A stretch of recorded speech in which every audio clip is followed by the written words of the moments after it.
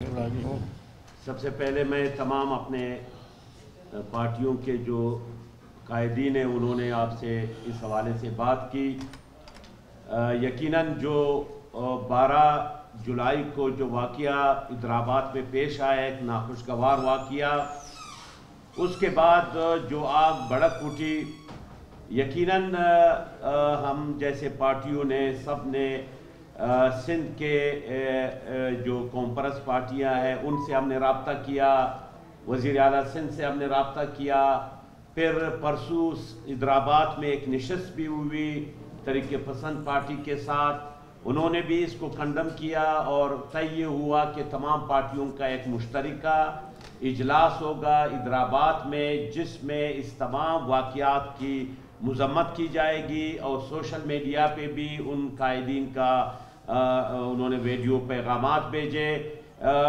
وہاں تک ہماری حکومت سے، وفاق سے، سندھ حکومت سے ہمارا یہی مطالبہ ہے کہ وہاں بسنے والے ہمارے پشتون بھائیوں کی ہر لحاظ سے ان کے تحفظ کو ہر لحاظ سے وہ یقینی بنائیں۔ یہ ریاست کی ذمہ داری ہے، یہ لا انفورسز ایجنسیز کی ذمہ داری ہے کہ آرٹیکل 9 کے تحت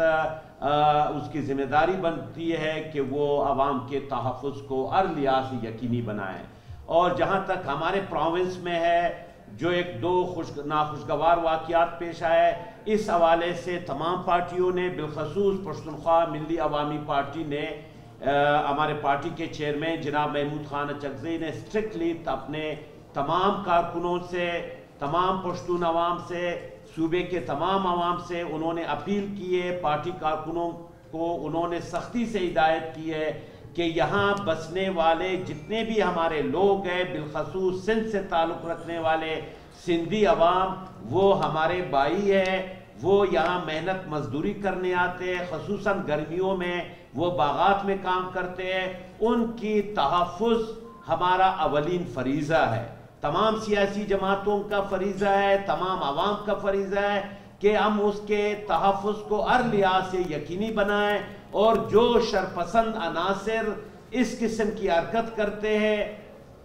تو اس کی روک تھام کی جائے، اور حکومت کو بھی ہم نے کہا ہے کہ یہ حکومت کا بھی فرض ہے کہ وہ ان شرپسند عناصر پر وہ کڑی نظر رکھے